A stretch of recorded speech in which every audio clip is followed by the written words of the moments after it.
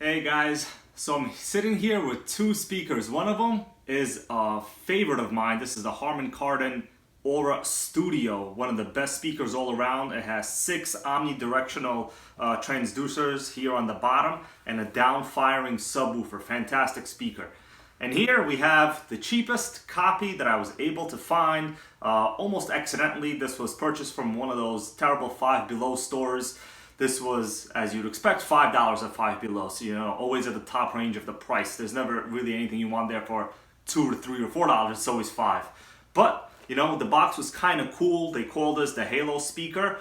Let's just go over some of the box features and then we'll listen to it, see what it sounds like. So it says you have LED lighting, very similar to the Harman Kardon at the bottom. Usually you have a nice illuminated light here. You also have something that this doesn't have, which is a rechargeable battery. So this says you have a claimed playtime of 1 to 2 hours, which is pretty horrendous. And obviously that comes from a really small 300 milliamp hour battery, which is only 3.7 volts. In terms of Bluetooth range, normal, it says about 32 feet, the Bluetooth range, which is what you would expect in version 4.2. Now, what really stands out to me here is the 3-watt rating that I see here on the bottom of the speaker. It says 3 watts max power output. So, you know what? When you see something like 3 watts, that's pretty terrible. That is as low that I've ever seen on a Bluetooth speaker. I'll be surprised if this is actually any better quality or louder than a regular iPhone speakerphone will be. So let's just take a look at the speaker itself. It's very simple. You have basically only 2 things here in the back. You have a USB connection, which is what you will charge it through, and you have an on and off function here. Other than that, it looks pretty cool. The speaker unit itself is here at the bottom, so you have your main driver here at the bottom, which is kind of similar because you know what, they did manage to replicate the down-firing speaker on the real Harman Kardon. Of course, only an actual test will tell how loud it actually will be. I'm also going to try to test the loudness with my decibel meter right here. We'll see if I could even get it to go above 100 decibels. That'll be surprising if it does. Okay guys, I have my decibel meter all set up. You could tell as I'm talking, it's recording the max decibel count. So basically this is about the sound of speech, about 77. Above 100 will be pretty good if I can get it to go there. So let's now just connect it through our Bluetooth connection. Let's see, I am going to power it on here. Switch the speaker on. You have a really silly looking LED and it should technically auto pair. Let's see, right, it's already connected, so Halo BT SPK, there it is. It's connected, sounded pretty normal. Let's play something now. I'm gonna basically just play anything, we'll see how loud it gets. Let's go. Alright, this is already max volume, guys. Max volume, you see that? Max.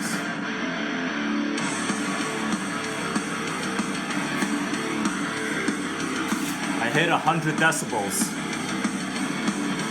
So I hit 100 decibels. I'm not sure if that's from the music or the talking. It's probably the music.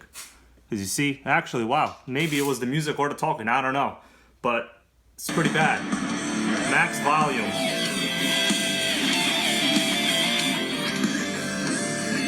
It's very quiet.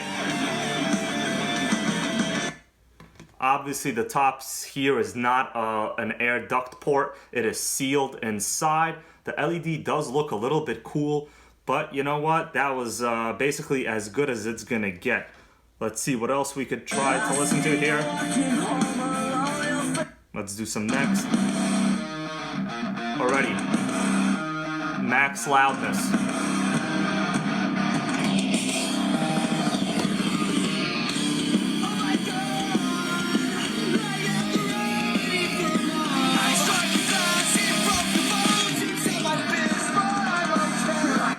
Alright, so it's as terrible as I thought.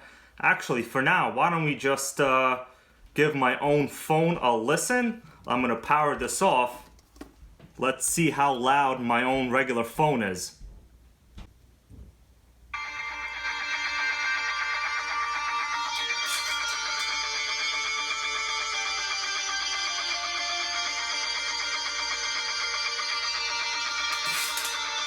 And then go to the next track. It sounds almost the same to me. Maybe it looks a little bit quieter on decibel meter, you know, maybe 5 to 7 decibels, but that's about it. There you go. It's a $5 waste of money, guys. But before I end this video, let's also do a bass test where we will see how low the bass response could get to. Okay guys, now we're going to do a bass test. We're going to start off with this cheap $5 one. We're going to see how low on the frequency meter here we can go.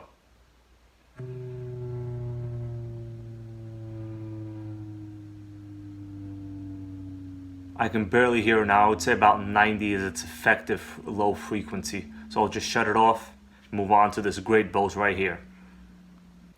Okay, now we're going to try the Bose out. It is at about 80% volume.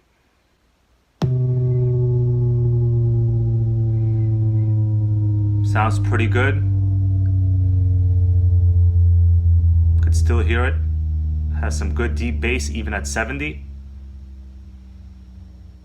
I would say 60 is about where it ends there. So 60, not bad, but even at about 70, the low frequency was pretty good in here. Let's do a test sample of this speaker again. Sounds terrible. It is max volume right now.